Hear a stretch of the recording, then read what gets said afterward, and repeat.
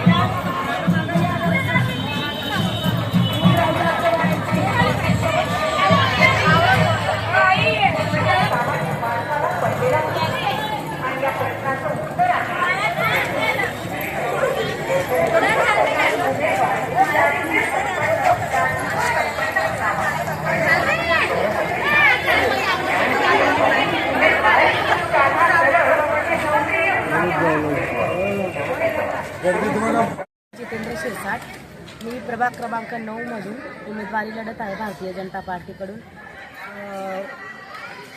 काल रोजी आपले धुळे शहराचे लाडके आमदार माननीय अनुभय अग्रवाल यांच्या हस्ते विठ्ठल मंदिराला नारळ फोडून आम्ही प्रचाराची सुरुवात केलेली आहे।